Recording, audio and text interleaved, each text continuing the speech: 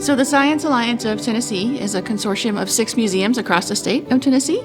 We were awarded a grant from the Institute of Museum and Library Services to implement what we're calling the Tennessee Rural Impact Project.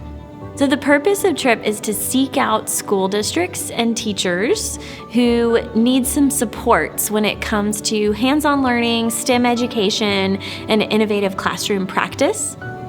We started with 3 communities that we personally knew somebody in, so we were able to make that initial connection. We've brought STEM nights up into some of the communities, which is a night where it's after school hours where kids are experiencing hands-on activities with their families. And then we have also provided exploration cards to the teachers, and it's just a STEM activity that you can have minimal materials but great impact from that activity. We have a culture of brilliant students, but they're into the sciences or technology or even math. And through STEM, the engagement piece, I think, is what gets their attention. And then they're more willing to learn or more likely to learn and make learning fun. It is a program to help you. We took our curriculum and gave them feedback of ideas. Okay, we have to teach this topic, and the virtual field trips and the task cards that they send are amazing with parent involvement. They gave us a list of activities that we can do with the kids, simple steps, simple directions. And I think the guy said that each one can be made with under $1 per kid, which is great because most of the money comes out of my pocket when we do extra stuff like that. I had an opportunity to meet with a young lady with the Museum of Science and History in Memphis, and she was very excited and always brought ideas and always wanted us to come to the museum and was always very willing to be helpful.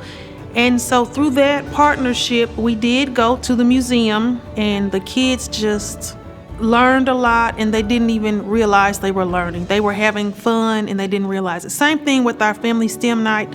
It was such a huge success. This program, it was very new to us, and we have took it upon us, and we are just running with it, and we appreciate everything that the TRIP grant is affording us to be able to do. It makes it real life. Like when I say, okay, you need to know what 2 + 2 is, well, why? But this actually, they can apply it so they can see the connection and why it is important. One of the things that we learned through TRIP was that while it's much easier and efficient to meet rural teachers and leaders via Zoom or over the phone or somehow remotely, what these teachers are really hungering for is an in-person relational experience. And so we thought it would be most effective to bring them all together in the middle of the state and let them meet each other and let them spend time with us. And so we're hopeful that this is just the first of either an annual or a biannual conference that will allow us to bring educators, school leaders, and community partners together so that they can do the important thought work and planning that's really required when school's out so that kids can have outstanding experiences once school's in. This conference was orchestrated. It was planned very well. And the time, the information, the resources. So I'm thankful that there are others that are putting students first, and to see the passion that they have to incorporate STEM. And of course, Dr. Pratt, having him here to talk about rural schools and the importance. I am principal of a rural school, so someone with the expertise, the knowledge, but also the excitement and even resources or how to come about those resources. So that's been very insightful for me. You get educators together, we learn from each other. We learn so much. So this has been a great time of growth and given me a lot of insight into how to develop those communities and partnerships. I'm very thankful for the conference. just being able to collaborate and being able to come together and hear and talk and meet people and realize you are not alone. We care about you. We want you to do well. Here are the resources. Here are the tools. Just being able to utilize those and put them into our community and bring them back to our community to share the resources, to share our knowledge, to share what we have learned here. So I'm excited about that. Being able to go to the museums, I think, and engage and have hands-on experiences, I think has been the most rewarding for me, because when we go back to talk about this with our other staff or our students and parents, we have an idea of what it's going to be like for our students to interact, and we know that they will enjoy. We kind of got to put ourselves in the kids' position without being on the field trip with the kids and, you know, them being there. We got to, as the adults, be at the water table and play at the water table and experience that and experiment for ourselves. We got to play in the sandbox at the Discovery Center and play in the dramatic play area. I've definitely learned a lot about maker spaces, especially how to incorporate STEM into my classroom on a daily basis, and how to get my community involved with STEM and how to get the school involved with STEM. I didn't want to leave the museum today. I didn't want to leave the museum last night. I just wanted to stay and have fun. Just seeing the different things that I could do to learn about my body or my weight, how strong I am. They had a thing where you could pull a truck or a vehicle, and I was literally pulling a car, and different ways to think. And that's all it is about, just thinking outside of that box. Being in rural communities, you know, sometimes your circle is a little bit smaller than those that would be in a more suburban area.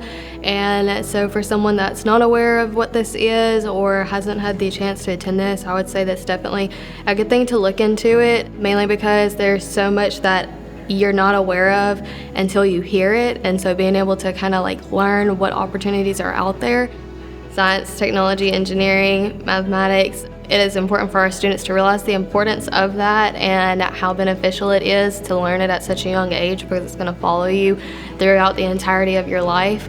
And so having community partners to realize that impact is going to impact those students so much more.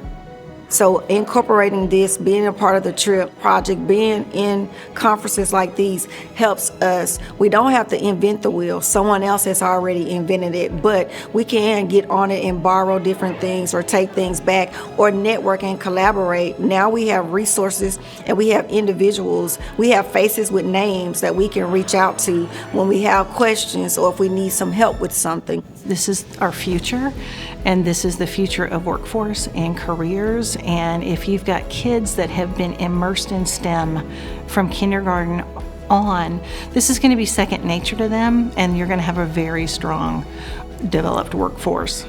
So what we're looking to do is inspire teachers to be at their best and refresh school leaders who impact entire schools and districts at one time.